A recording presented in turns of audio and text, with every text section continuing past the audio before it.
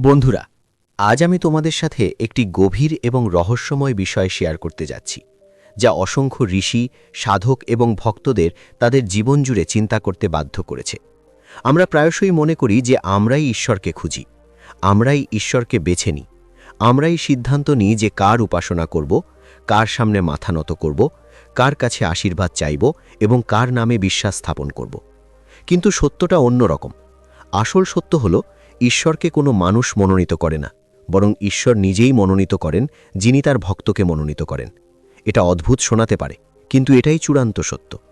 ঠিক যেমন একটি বীজ অঙ্কুরিত হয় যখন তার সময় আসে, ঈশ্বর আপনার জীবনে আবির্ভূত হন যখন আপনার আত্মা প্রস্তুত থাকে, যখন আপনার অন্তরের কণ্ঠস্বর তাকে ডাকে এবং যখন আপনার কর্ম আপনাকে সেই মহান মুহূর্তের দিকে নিয়ে যায়। বন্ধুরা, এই ভিডিও শেষ পর্যন্ত সাথে থাকুন, কারণ আপনি এটি থেকে অনেক কিছু শিখবেন। ভিডিওটি লাইক করতে ভুলবেন না এবং চ্যানেলটি সাবস্ক্রাইব করতে ভুলবেন না। এছাড়াও এই ভিডিওটি আপনার বন্ধুদের সাথে শেয়ার করুন এবং মন্তব্যে আমাদের জানান যে আপনি এটি কোথায় দেখছেন। ভিডিওতে চালিয়ে যান। ঈশ্বর এবং আত্মার সম্পর্ক কোনো সাধারণ সম্পর্কের মতো নয়। এটি কোনো ব্যবসায়িক লেনদেন নয় যেখানে আপনি প্রার্থনা করেন এবং ঈশ্বর তাৎক্ষণিকভাবে তার অনুগ্রহ প্রদান করেন। এটি কোনো বাজারের লেনদেন নয় যেখানে আপনি একটি নারকেল উৎসর্গ করেন এবং বিনিময়ে কাজ পান। ঈশ্বরের সম্পর্ক আত্মার সাথে, এবং আত্মা কোনো ছোট জিনিস নয়। আত্মা চিরন্তন, অসীম এবং একই পরম সত্তার একটি অংশ। অতএব যখন ঈশ্বর কোনো আত্মাকে বেছে নেন, তখন সেই পছন্দটি আকস্মিকভাবে ঘটে না। এর সাথে হাজার হাজার জন্মের তপস্যা, অসংখ্য অভিজ্ঞতা এবং অসংখ্য কর্ম জড়িত। আসুন এটি আরও গভীরভাবে বুঝতে পারি। ধরুন, একজন ব্যক্তি তীব্র ভক্তি অনুশীলন করেন। তিনি প্রতিদিন মন্দিরে যান, ঘণ্টার পর ঘণ্টা মন্ত্র জপ করেন, কিন্তু তার মন পবিত্র নয়, তার হৃদয় করুণায় পূর্ণ নয়, তার জীবন কেবল লোক দেখানোর উপর ভিত্তি করে। ঈশ্বর কি এমন একজন ব্যক্তিকে বেছে নেবেন? না। ঈশ্বরকে অর্জনের জন্য অভ্যন্তরীণ পবিত্রতা বাহ্যিক চেহারার চেয়ে বেশি গুরুত্বপূর্ণ। ঈশ্বরকে অর্জনের জন্য আত্মার আহ্বান অপরিহার্য, এবং আত্মার আহ্বান তখনই উদ্ভূত হয় যখন একজন ব্যক্তি আন্তরিক, সত্যবাদী এবং চূড়ান্ত সত্যের সাথে সংযোগ স্থাপনের জন্য সত্যিই তৃষ্ণার্ত হয়। এখন একবার কল্পনা করুন, যদি আমরা ঈশ্বরকে বেছে নিতে পারতাম, তাহলে প্রতিটি ব্যক্তি তাকে বেছে নিত। সবাই ধনী, সুখী এবং সন্তুষ্ট হয়ে উঠত। কিন্তু কেন তা ঘটে না? কারণ ঈশ্বর এমন কোনো বস্তুর মতো নন যা আপনি যখনই চান অধিকার করতে পারেন। ঈশ্বর একটি বই, একটি গাড়ি, একটি ঘর নন। তিনি সর্বশক্তিমান, তিনি সর্বব্যাপী, তিনি মহাবিশ্বের প্রতিটি কণায় উপস্থিত। তিনি নিজেই ঠিক করেন কখন কোন আত্মাকে দর্শন দেবেন, কোন আত্মাকে তার অভিজ্ঞতার বরদান দেবেন। আমরা ইতিহাসেও এটি দেখেছি। তুলসীদাসের কথা বিবেচনা করুন। তিনি রামচরিতমানস লিখেছিলেন, কিন্তু রাম কখন তার সামনে আবির্ভূত হয়েছিলেন? যখন তার আত্মা সম্পূর্ণরূপে প্রস্তুত ছিল। মীরাবাই শৈশব থেকেই কৃষ্ণের প্রতি তার জীবন উৎসর্গ করেছিলেন, কিন্তু কৃষ্ণ কখন তাকে বেছে নিয়েছিলেন? যখন তার ভক্তি এত গভীর হয়ে ওঠে যে তা কোনো স্বার্থপরতা, ভান বা ভান ছাড়াই। এই কারণেই আজও বিশ্ব মীরাকে স্মরণ করে, কারণ ঈশ্বর তাকে বেছে নিয়েছিলেন। আত্মা এবং ঈশ্বরের মধ্যে সম্পর্ক অত্যন্ত রহস্যময়। এটি দুটি চুম্বকের মতো, কিন্তু তাদের মধ্যে আকর্ষণ তখনই ঘটবে যখন তাদের মধ্যে দূরত্ব ঠিক থাকবে। যদি তারা খুব দূরে থাকে, তবে কোনো টান থাকবে না। যদি তাদের মধ্যে অনেক বাধা থাকে, তবে তারা সংযোগ করতে সক্ষম হবে না। আত্মা এবং পরমাত্মার মিলন একই রকম। যতক্ষণ পর্যন্ত কাম, ক্রোধ, লোভ, আসক্তি এবং অহংকারের স্তর আমাদের আত্মায় গেঁথে থাকে, ততক্ষণ ঈশ্বরের শক্তি আমাদের কাছে পৌঁছতে পারে না। যখন এই স্তরগুলি ধীরে ধীরে সরে যায়, তখন ঈশ্বর নিজেই আমাদের আত্মার দিকে টেনে নেন। এখানে আরেকটি গভীর অন্তর্দৃষ্টি রয়েছে। আমরা মনে করি আমরা ঈশ্বরকে খুঁজছি, কিন্তু আসলে ঈশ্বর আমাদের খুঁজছেন। এটা ঠিক একজন মা তার সন্তানকে খুঁজছেন। একটি শিশু খেলার করতে করতে হারিয়ে যায় এবং মনে করে যে সে তার মাকে খুঁজছে, কিন্তু সত্য হল, মা হলেন সর্বত্র তার সন্তানকে খুঁজছেন। একইভাবে ঈশ্বরও আমাদের খুঁজছেন, কিন্তু আমরা আমাদের অহংকার দ্বারা চালিত আর অজ্ঞতার কারণে আমরা তাদের চিনতে ব্যর্থ হই। বন্ধুরা, এই নির্বাচন খুবই বিশেষ। ঈশ্বরের নির্বাচন সাধারণ নয়। যখন তিনি তোমাদের নির্বাচিত করেন, তখন এর অর্থ তিনি তোমাদের আত্মাকে জাগ্রত করতে চান। এর অর্থ তিনি তোমাদেরকে একটি বৃহত্তর উদ্দেশ্যে নির্বাচিত করেছেন। এর অর্থ হল, তোমাদের আত্মা আর সাধারণ আনন্দে জড়িয়ে পড়ার জন্য নয়, বরং একটি বৃহত্তর উদ্দেশ্যে প্রস্তুত করা হয়েছে। এই কারণেই যখন একজন ব্যক্তি ঈশ্বর কর্তৃক সত্যিকার অর্থে নির্বাচিত হন তখন তাদের জীবন পরিবর্তিত হয়, তাদের চিন্তাভাবনা পরিবর্তিত হয়, তাদের আকাঙ্ক্ষা পরিবর্তিত হয়, তাদের আচরণ পরিবর্তিত হয়। ঈশ্বরের নির্বাচন হঠাৎ ঘটে না, এটি ধীরে ধীরে ঘটে। প্রথমত, তিনি তোমাদের জীবনে ছোট ছোট লক্ষণ পাঠান। কখনো কখনো একটি ঘটনা ঘটে, কখনো কখনো একজন ব্যক্তি তোমাদের জীবনে আসে, কখনো কখনো একটি বই তোমাদের হাতে আসে, কখনো কখনো একটি হায়াত তোমাদের হৃদয় স্পর্শ করে। এগুলি সবই ঈশ্বর তোমাদের ডাকছেন তার লক্ষণ। এগুলি সবই লক্ষণ যে তোমাদের আত্মাকে জাগ্রত করার সময় এসেছে। কিন্তু প্রশ্ন হল, আমরা কি সেই লক্ষণগুলি চিনতে পারি? অনেক সময় ঈশ্বর আমাদের নির্বাচিত করেন, কিন্তু আমরা তাকে চিনতে ব্যর্থ হই।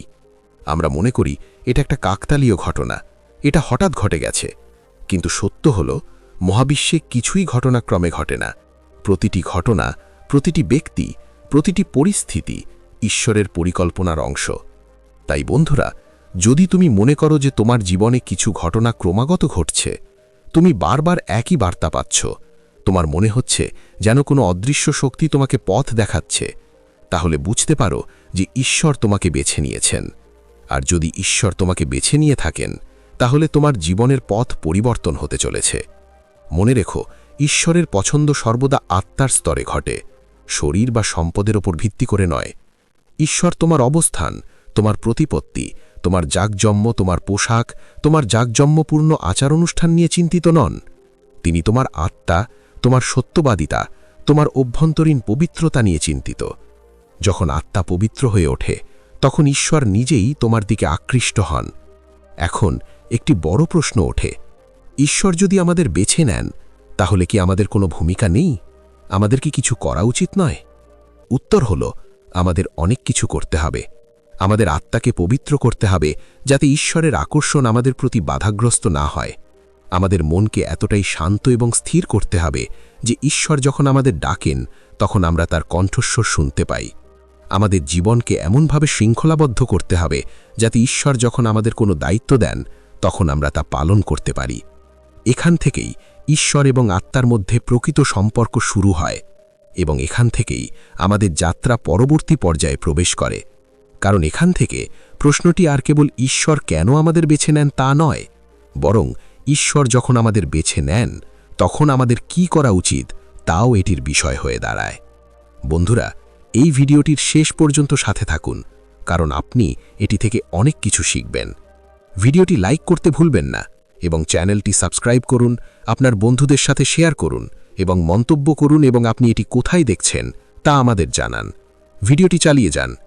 ঈশ্বর যখন আপনাকে বেছে নেন, তখন আপনার জীবনের গতিপথ পরিবর্তিত হয়। এই জীবন আর কেবল আপনার জন্য থাকে না, এটি মহাবিশ্ব, সমাজ এবং ভবিষ্যৎ প্রজন্মের জন্য একটি বার্তা হয়ে ওঠে। ঈশ্বর যখন একটি আত্মাকে বেছে নেন, তখন সেই আত্মার সাধারণ থাকে না, সেই আত্মা একটি ঐশ্বরিক দায়িত্ব গ্রহণ করে, এবং এই দায়িত্বটি বিশাল। আপনার জীবনের মাধ্যমে মানুষের কাছে ঈশ্বরের বার্তা ছড়িয়ে দেওয়া।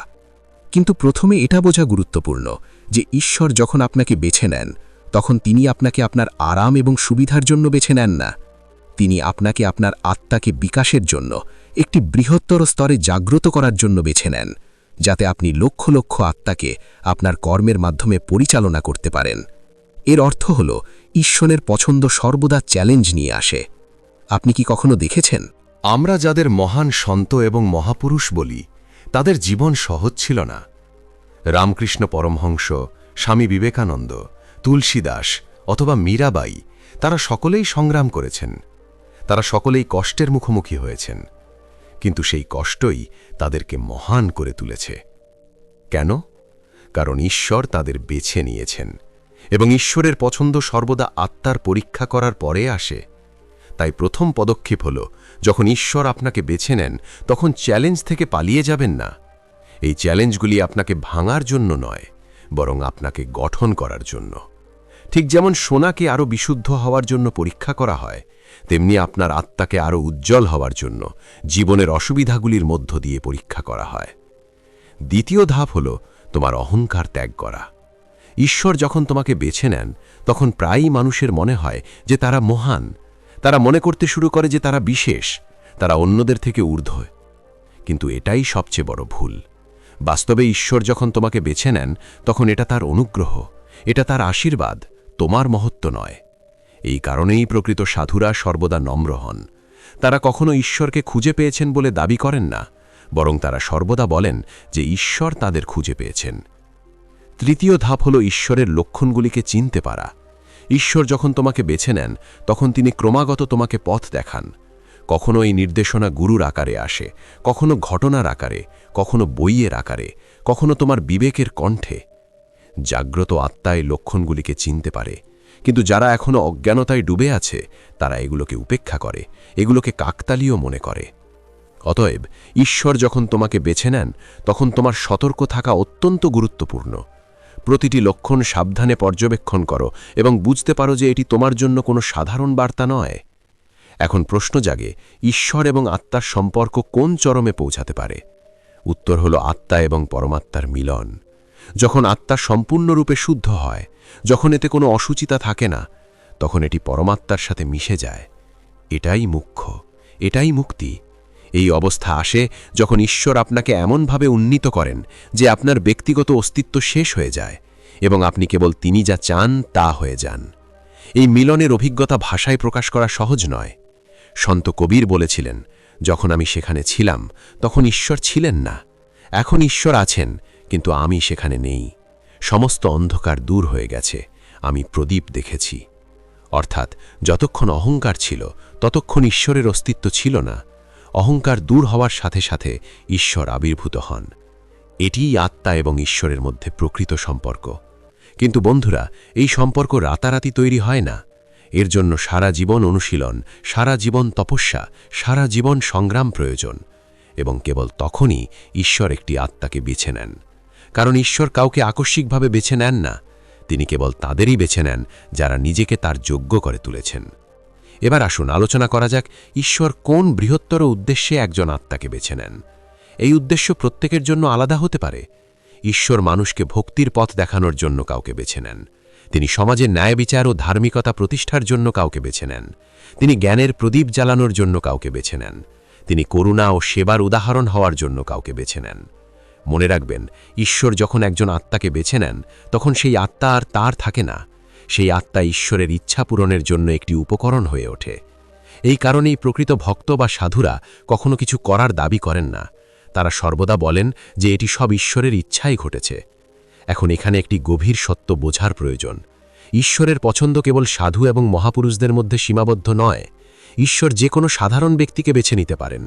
তিনি আপনাকে বেছে নিতে পারেন, তিনি আমাকে বেছে নিতে পারেন। পার্থক্য কেবল এই যে আমরা সেই পছন্দের জন্য প্রস্তুত কিনা। আমরা কি আমাদের আত্মাকে এতটাই পবিত্র করেছি যে ঈশ্বর আমাদের কাজের জন্য ব্যবহার করতে পারবেন? আমরা কি আমাদের জীবনকে ঈশ্বরের বার্তাবাহক হওয়ার জন্য যথেষ্ট ধার্মিক করে তুলেছি? প্রায়শই মানুষ মনে করে যে ঈশ্বরের দ্বারা নির্বাচিত হওয়ার অর্থ তাদের জীবনে অলৌকিক ঘটনা ঘটবে। হঠাৎ করেই সবকিছু সহজ হয়ে যাবে, তুমি টাকা, খ্যাতি এবং গৌরব অর্জন করবে। কিন্তু এটা সত্য নয়। সত্য হল, ঈশ্বরের দ্বারা নির্বাচিত হওয়ার অর্থ হল তোমার জীবনে দায়িত্ব বৃদ্ধি পাবে, তোমাকে কঠিন কাজ দেওয়া হবে, তোমাকে কঠিন পথে হাঁটতে হবে। কিন্তু এই সব কিছুর মাঝে তুমি অবশ্যই একটি জিনিস পাবে, ঈশ্বরের উপস্থিতি, এবং সেটাই সবচেয়ে বড় আশীর্বাদ। ঈশ্বর যখন একটি আত্মাকে বেছে নেন তখন তার একাকিত্বের অবসান ঘটে। তারপর একজন ব্যক্তি যে পরিস্থিতিতেই পড়ুক না কেন, তারা নিজেদের মধ্যে অনুভব করে যে তারা একা নয়। একটি অদৃশ্য শক্তি তাদের সাথে থাকে, প্রতি মুহূর্তে তাদের টিকিয়ে রাখে। এই শক্তি তাদেরকে অসম্ভব পরিস্থিতিতেও অধ্যাবসায় বজায় রাখার শক্তি দেয়। আর বন্ধুরা, এখানেই ঈশ্বর এবং আত্মার সম্পর্ক তার শীর্ষে পৌঁছায়। আত্মার কেবল একটি আত্মা থাকে না, বরং ঈশ্বরের ছায়ায় পরিণত হয়। প্রতিটি নিঃশ্বাস, প্রতিটি চিন্তা, প্রতিটি কর্ম ঈশ্বরের পরিকল্পনার অংশ হয়ে ওঠে। এবং এই অবস্থা যেখানে একজন ব্যক্তির জীবন এটি দেবত্বের প্রতীক হয়ে ওঠে। তাহলে এখন কল্পনা করুন, ঈশ্বর যদি আপনাকে বেছে নেন, তাহলে আপনার জীবন কতটা গুরুত্বপূর্ণ হয়ে উঠবে। এই জীবন এখন আর কেবল বেঁচে থাকার জন্য নয়, বরং এটি একটি বার্তা, একটি অনুপ্রেরণা, একটি নির্দেশনা। এবং সেই জন্য আমাদের সতর্ক থাকতে হবে। আমাদের সর্বদা আমাদের আত্মাকে প্রস্তুত রাখতে হবে, যাতে ঈশ্বর যখন আমাদের বেছে নেন তখন আমরা তার ইচ্ছা পূরণ করতে পারি। পরিশেষে আমি কেবল বলবো যে ঈশ্বরের পছন্দ কোনো সাধারণ ঘটনা নয়, এটি আত্মার সর্বশ্রেষ্ঠ অর্জন। এবং যখন এটি ঘটে তখন একজন ব্যক্তির বুঝতে হবে যে তাদের জীবন আর ব্যক্তিগত আকাঙ্ক্ষার বিষয় নয়, বরং মহাবিশ্বের বৃহত্তর পরিকল্পনার অংশ হয়ে উঠেছে। বন্ধুরা, ঈশ্বর এবং আত্মার মধ্যেই সম্পর্ক এত গভীর যে এটি সম্পূর্ণরূপে ভাষায় প্রকাশ করা যায় না। তবে একটি বিষয় নিশ্চিত, আপনি ঈশ্বরকে বেছে নেন না, ঈশ্বর আপনাকে বেছে নেন।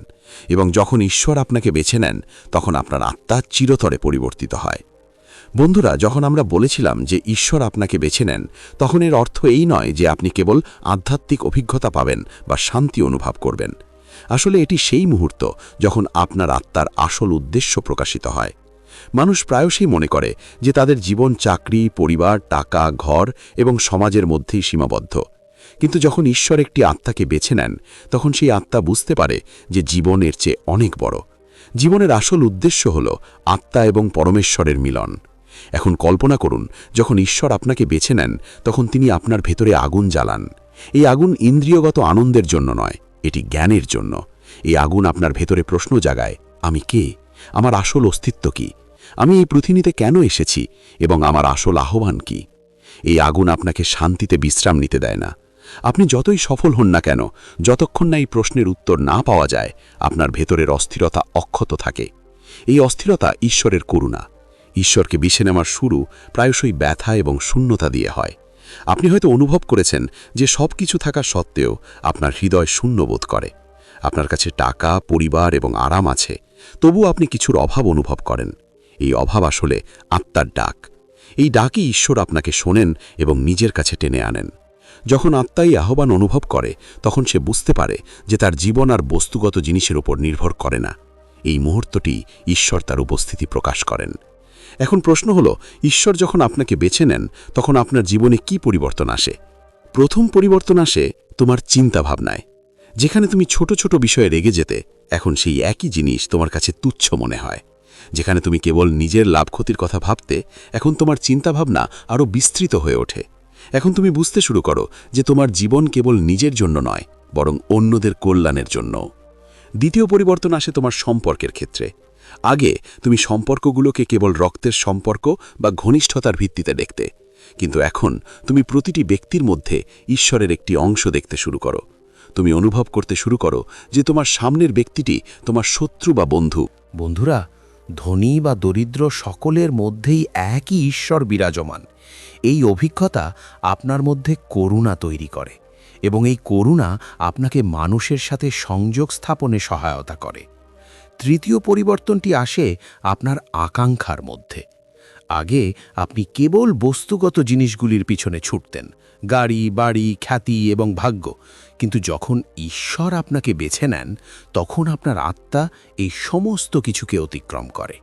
এখন আপনার সবচেয়ে বড় আকাঙ্ক্ষা হয়ে ওঠে সত্য জানার, ঈশ্বরকে অনুভব করার, আপনার আত্মাকে ঈশ্বরের সাথে একীভূত করার। এই পরিবর্তন আপনাকে একজন অন্বেষী করে তোলে। এই পরিবর্তন আপনাকে আলাদা করে তোলে। আর বন্ধুরা, যখন ঈশ্বর আপনাকে বেছে নেন তখন তিনি আপনার জীবনের দিক পরিবর্তন করেন। কখনো কখনো আপনি আপনার চাকরি হারাবেন, কখনো কখনো আপনার সম্পর্ক ভেঙে যাবে, কখনো কখনো আপনার পৃথিবী উল্টে যাবে। সেই সময় আপনি অনুভব করবেন যে ঈশ্বর আপনার সাথে অন্যায় করেছেন, কিন্তু বাস্তবে এটি অন্যায় নয়, এটি প্রস্তুতি। ঈশ্বর তোমার জীবন থেকে সেই সব জিনিস সরিয়ে দেন যা তোমাকে তার পথে চলতে বাধা দেয়।